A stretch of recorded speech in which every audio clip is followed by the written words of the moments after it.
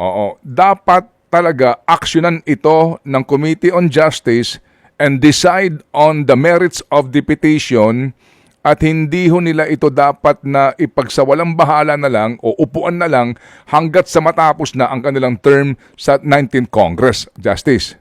The lower house have to rule on the merits of the impeachment case. Dito po ngayon sa sinasabing impluensya ng presidente sa kanilang desisyon, dito po sa mga sinasabi ng mga senador na ang iba nagsasabi na pagwawaldas sa panahon, pagkakawatak-watak ng bayan ito, walang idudulot na mabuti ito sa bayan, ito pong impeachment complaint at impeachment process. Atong impeachment process na ito ba dapat kong ituring na storbo lang ito sa amin? O, paano ho ba natin dapat tanggapin to, Justice? Justice, ito po muna, alam po naman natin na ngayon nga naghain ng impeachment complaint laban kay VP Sara. Dalawa na pong grupo ito. Pwede ho ba natin simulan pong ating usapan at diskusyon sa definition po ng betrayal of public trust? Ano ho bang elemento nito? Ano ho bang kahulugan nito? Hango po ng panahon na binubuo po ninyo ang provision na ito sa ating pong saligang batas, Justice.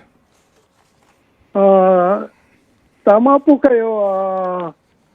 Itong ground of betrayal of public trust is a very broad and undefined ground borrowed from the U.S. experience.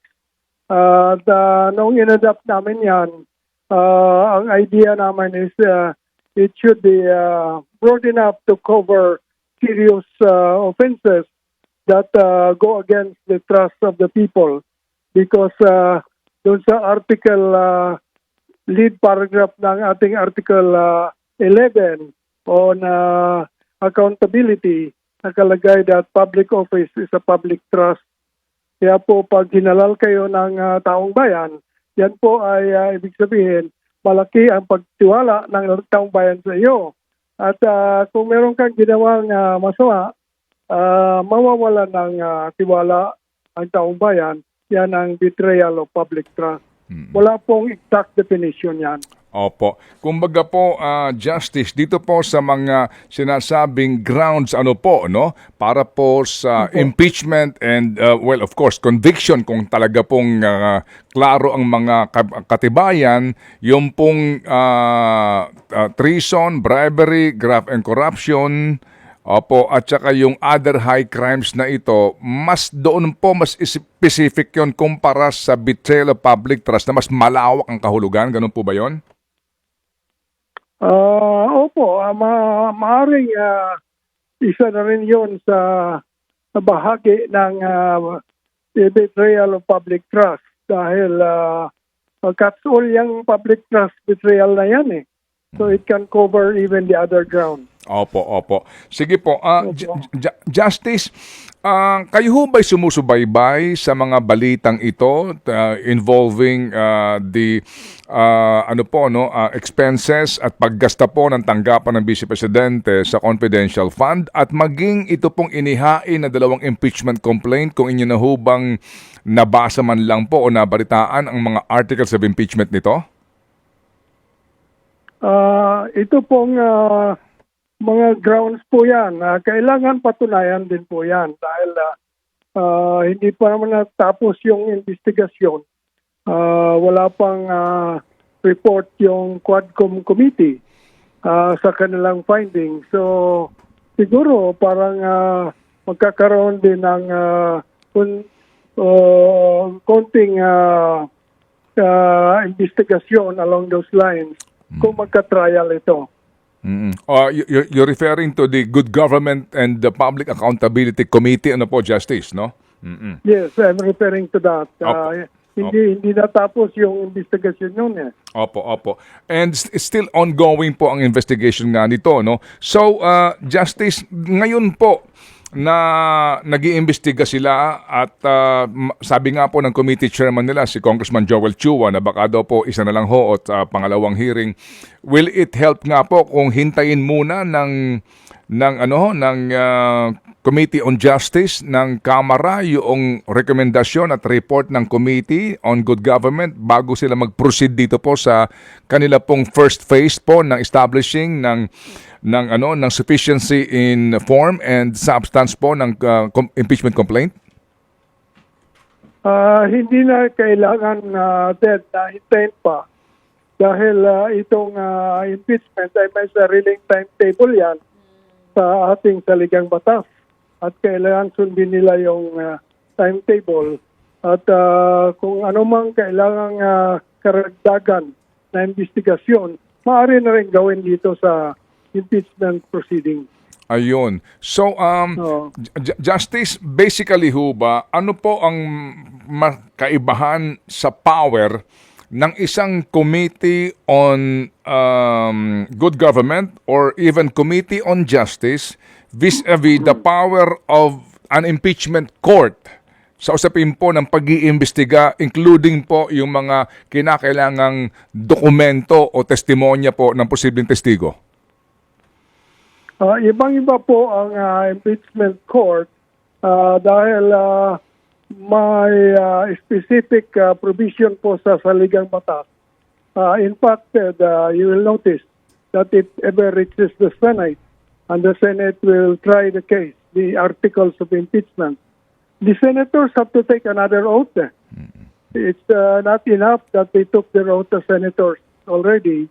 The Constitution requires them, before they can proceed with the trial of the impeachment, to take another oath to mga Senador na ito. So it is a special procedure delineated in the Constitution, and it is focused on the grounds of the impeachment in the articles of impeachment.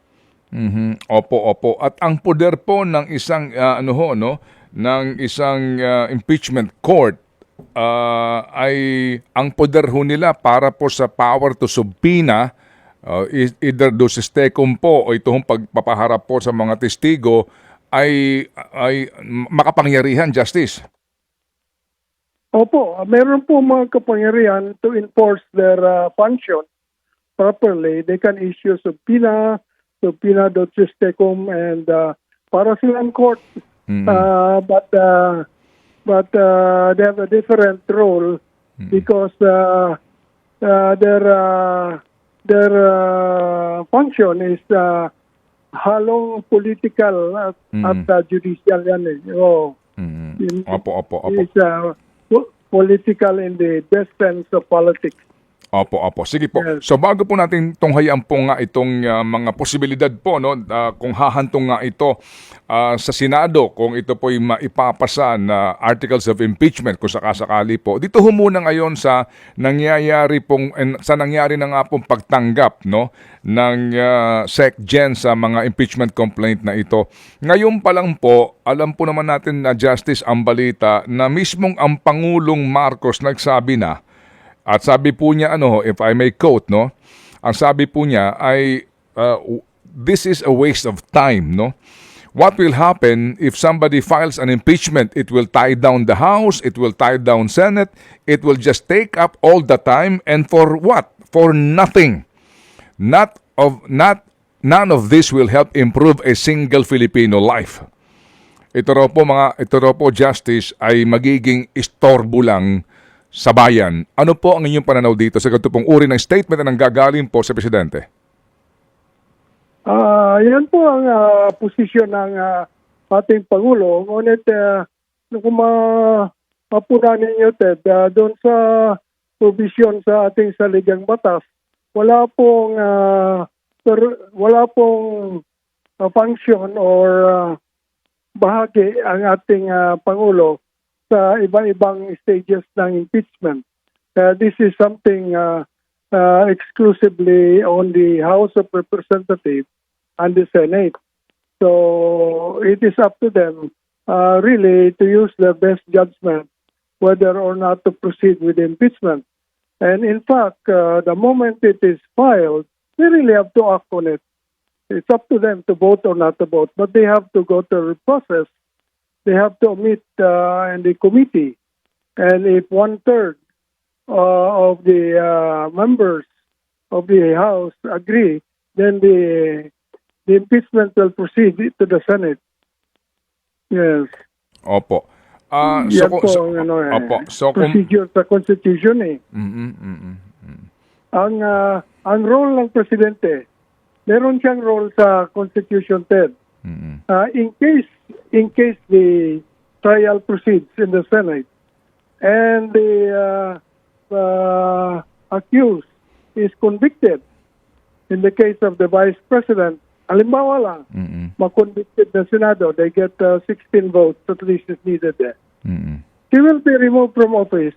Ang role ng Presidente under the Constitution, Section 9, Article 7, is to nominate someone from the House or the Senate to take the place to become Vice President. And then the Senate and the House, voting separately by a majority vote, will choose the new Vice President.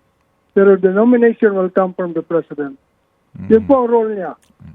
Opo. So kumbaga po, theoretically ho, kapag nagkaroon ng conviction, opo, kung nagkaroon ng conviction, ang presidente po may nominate either, opo, miyembro man po ng Senado or ng lower house, and then, and then yung pong kanyang nominado ay dapat ma-confirm po naman ng both houses voting separately. Yes, by majority vote. Opo. All its members. Yes. Opo. Kumbaga po, meron pong approval dapat ng both houses voting separately kung sino yung nominado ng presidente. Opo. Yun po lamang ang tanging papel ng presidente sa sapin po nitong impeachment process. Correct. Opo. That is the only role in impeachment. Opo.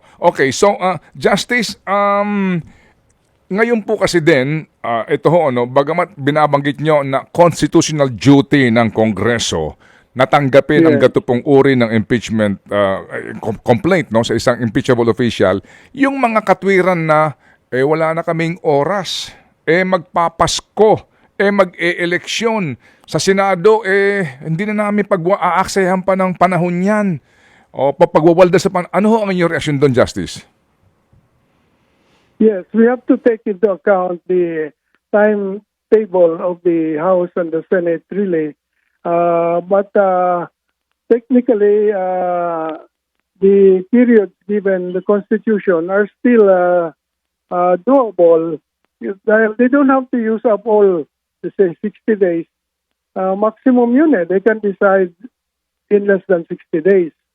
So it's up to them really to address the timetable problem.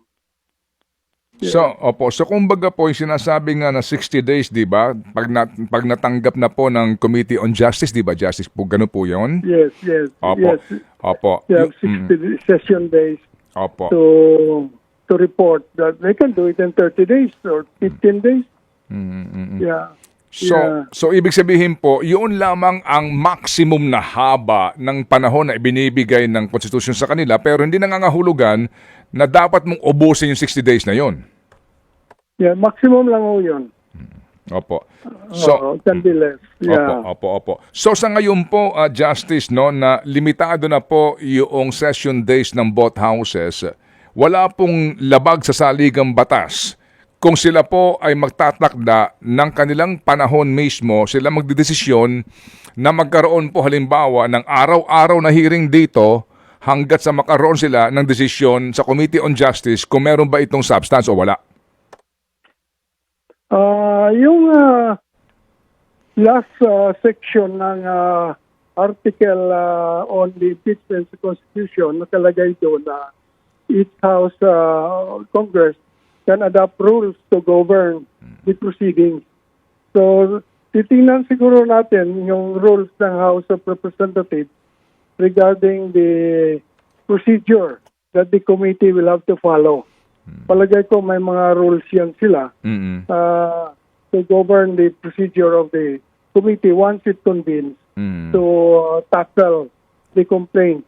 Opo. Pero Justice, kung sakasakali po na tanggapin ito ng kung ito po'y mai-refer na ng Committee on Rules sa Kamara po sa Committee on Justice at ito po ay upuan nila at hindi aksyonan hanggang sa matapos na po mag-adjourn na ang 19th Congress, May paglabag ho ba yun sa ating saligang batas? Meron po, may provision yan na Congress cannot initiate more than one impeachment proceedings for 1 year. So kung hindi ito abot ng end of the Congress, the present Congress, the complainants will have to wait 1 more year before they can file another impeachment complaint. Kasi limited po, one year lang yung Congress can initiate impeachment proceedings against a public official. Opo. I mean, what I'm saying, Justice, is we understand na isang beses lang ito sa isang taon, no? Opo. Yun ho bang yung pong once a year lang na iyon, when will that commence ang bilang po? Upon filing sa SecGen? No, upon initiation of the proceedings, initiate. That is upon approval of the articles of impeachment, and then it will be transmitted to the Senate that initiate the impeachment proceedings. So kapag na-transmit na yung pong articles of impeachment in the Senate? Yes, once it's approved, even before it's transmitted. Okay. Once they approve the articles of impeachment by 1/3 vote, that will be initiated already. Because that's what happened in the case of Chief Justice Davide. Yes, they could not anymore initiate another one because it was within 1 year.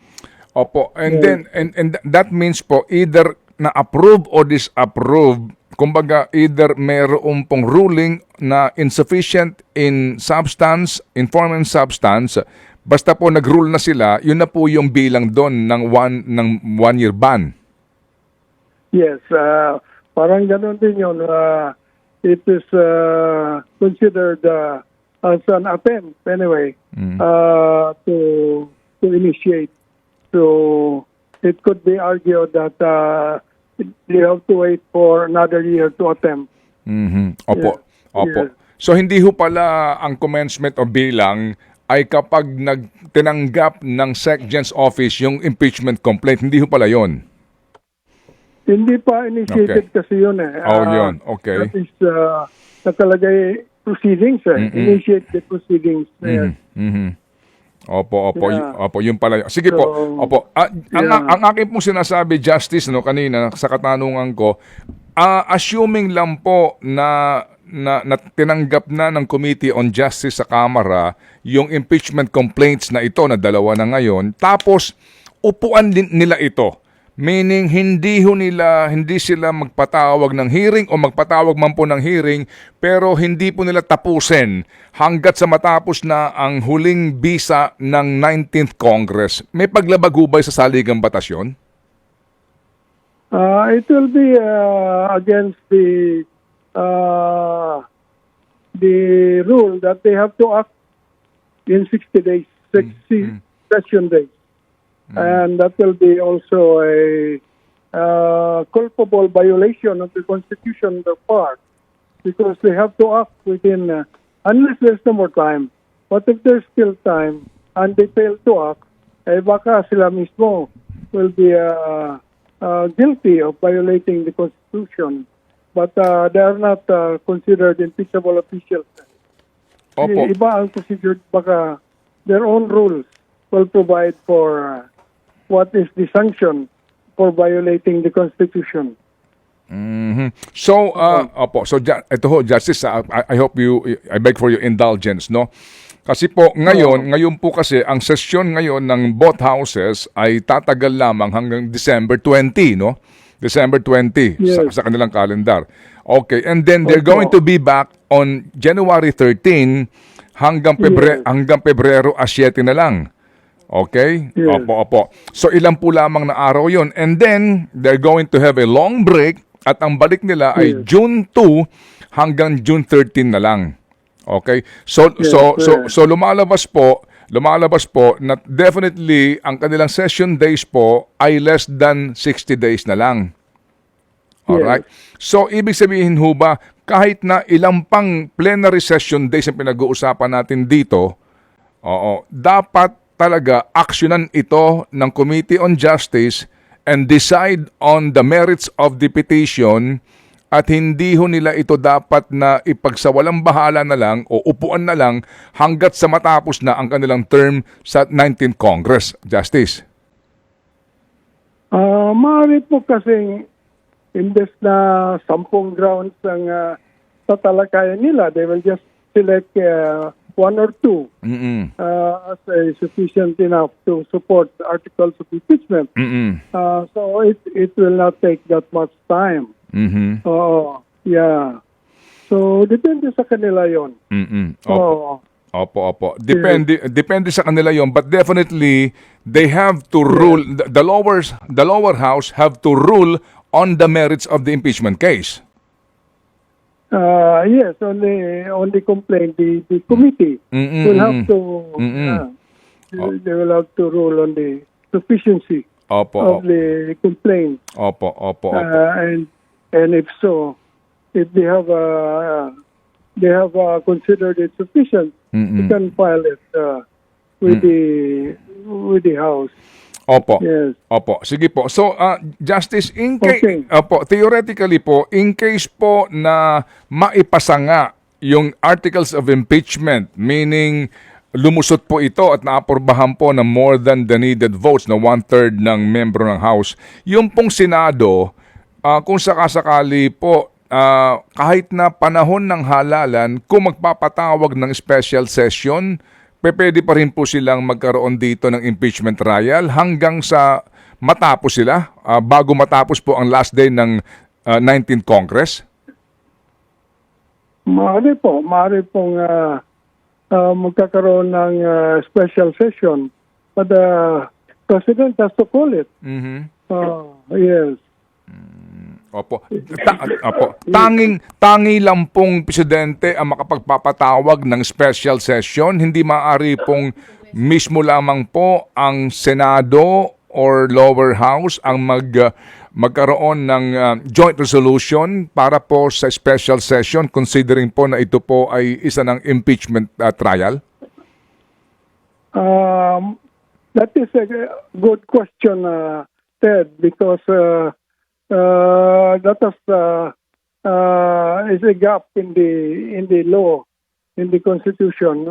Because we only authorize the President to be the one to call for special session. That's the rule. So, in case of impeachment, I said that the Congress can adopt the rules under the last section on the article. Congress adopt the rules. So, maaaring they will adopt a rule that they can have special session at the call of the Senate President, for instance, in cases of impeachment, to fulfill a constitutional duty. So that is an open question. Opo, that's an open question. Okay. Kumbaga, opo, kung gugustuhin din po at naandoon, kasi hindi ko lang ho alam ngayon kung existing pa ba o valid ba yung impeachment rules ng Senado during the time of the last impeachment, no, ni Justice Corona. Yes, those are still applicable. Mga continuing rules yan eh. They can modify it, yeah. Opo. Sige po. Opo. Justice, ngayon po, no? Opo, Justice, opo. Sa ngayon po, ano po ang dapat isipin ng ating mga mambabatas? Dito po ngayon sa sinasabing impluensya ng presidente sa kanilang desisyon, dito po sa mga sinasabi ng mga senador na ang iba ay nagsasabi na pagwawaldas sa panahon, pagkakawatak-watak ng bayan ito, walang idudulot na mabuti ito sa bayan, ito pong impeachment complaint at impeachment process. Ano po ang dapat na kaisipan natin dito, Justice? As I said that before they are going to tackle an impeachment proceedings, they have to take an oath. And it is that oath that spells out what should be in their minds. And I think that oath is something to do with the Constitution and the national interest of the Filipino people. That should be the overarching consideration. when they tackle articles of impeachment. Opo, yan po ay para po sa mga mambabatas o dito po sa mga senador. Sa pangkaraniwang Pilipino po. Oo, Sa opo. senador po, Opo. when they are required to take an oath. Yes, sir. Yes, sir. Opo. Yes. Sa mga senador nga po yan. Pero sa mga pangkaraniwang pong mga mamamayan, sa mga nakikinig ngayon sa atin, Justice, tayo po, kami, opo, paano po natin dapat pong tanggapin ito pong provision na ito sa ating saligang batas, itong impeachment process na ito? Ito ba dapat kong ituring na storbo lang ito sa amin? O paano ho ba natin dapat tanggapin to, Justice? Ito pong impeachment provision sa ating pong 1987 Constitution. Normally po, itong impeachment proceedings ay isa sa provision ng accountability. So, if the citizen thinks that there's a requirement, there's a need to enforce the rules on accountability, then I think it would be in favor of the proceedings. On the other hand, if the citizens think that there are more urgent matters, like, prices of commodities, then it's a matter of priority because of the lack of time, no? It's really a matter of prioritizing what the nation needs.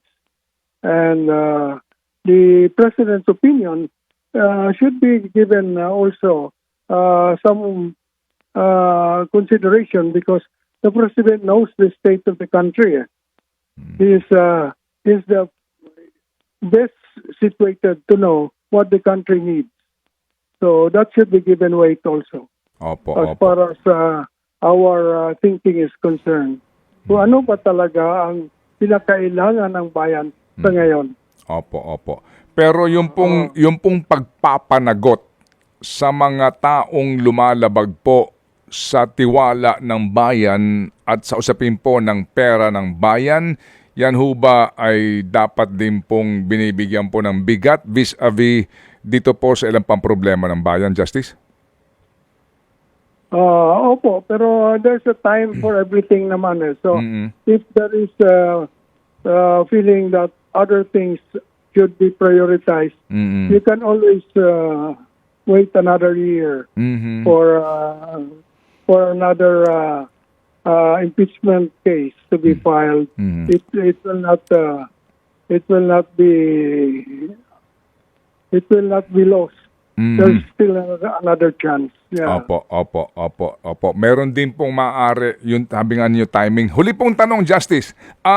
In case po na hindi mag-prosper itong impeachment complaint na ito, ngayon pong Kongreso, tapos maghihintay po ng 1 year doon po sa ban, yun ho bang impeachment complaint na ito ay maaari pa rin pong, yun pa rin po ang ihain, considering po na term of office pa rin po naman noong pong impeachable official yon?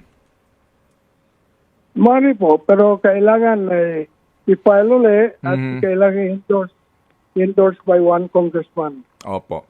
Same process po, Justice, ano po? Opo. Yes, the same process can be refiled. Opo. Yes. Opo. Sige po. So, Justice, Okay, sir. opo. Salamat naman.